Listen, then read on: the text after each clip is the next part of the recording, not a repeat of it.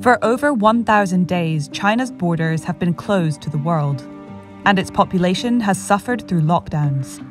China's zero-COVID policy, Xi Jinping's response to the virus, mostly kept the pandemic at bay, saving lives. But by the end, it had become a waking nightmare for many. Residents attempting to cut metal chains, trying to break free from lockdown. In an eastern district of the city, officers were forcing people out of their rented apartments. That policy was scrapped in early December. Since then, COVID-19 has ravaged the population. This Shanghai hospital is one of the best in the country, and it's overwhelmed by the current surge in COVID cases. Right now in China, things look grim. Tens of millions of people are catching the virus, hospitals are overwhelmed, more than 1 million people might die as a result of this latest outbreak. Xi's sudden policy reversal will have deadly consequences for the people of China. But as he opens the country for business with the rest of the world, his actions will have a profound global impact. China's reopening will be 2023's biggest economic event. I'm Rachna Shanbhogue, the Economist Business Affairs Editor, and here are my 3 key takeaways on what China's reopening means for the world economy.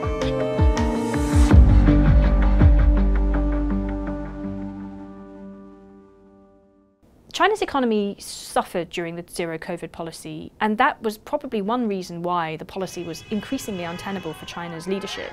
Some economists think that by the first quarter of 2024, China's GDP might be 10% bigger than it is expected to be in the first 3 months of this year. Outside of China, reopening will have positive and negative effects. One thing to look at is tourism. For countries that rely heavily on Chinese tourism, reopening will be very welcome news. Tourists will start to go out and about again. And for a place like Hong Kong, that will mean a big boost to GDP. Economists think it might rise by about 8% once China fully reopens. Although countries in the West are starting to place travel restrictions on Chinese tourists, that won't affect their economies as much as they're less reliant on Chinese tourist spending. But what will affect the West is another unfortunate side effect of China reopening.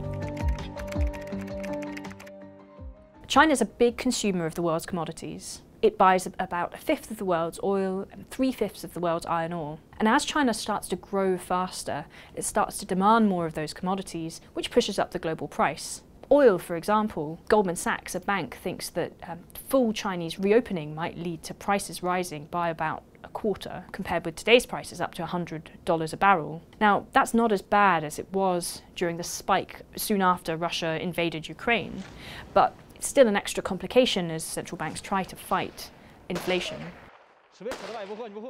There's an extra complication for Europe, which is trying to wean itself off Russian natural gas. That's meant relying more on imported liquefied natural gas. And if China recovers very strongly, it might start to demand more LNG as well. That will make it harder for Europe to secure the supplies that it needs. And according to some forecasters, in a scenario where winter starts punctually at the end of this year, Europe might find itself having to introduce rationing. The draconian implementation of zero-COVID and then the chaotic reopening has had the effect of putting some foreign companies off the idea of relying so much on China for their production. Some have started to shift their operations elsewhere. According to some measures, foreign investment into new factories in China have fallen. Apple, for example, has shifted some of its production out of China to Vietnam and India, partly because of some of the chaos of operating during the final days of the zero-COVID policy. So perhaps one of the big questions after China's fully reopened is how quickly that trust is won back and whether China manages to woo foreign investors and business people back again. Thank you for watching. To read more of our content on China's reopening, click on the link. And please don't forget to subscribe.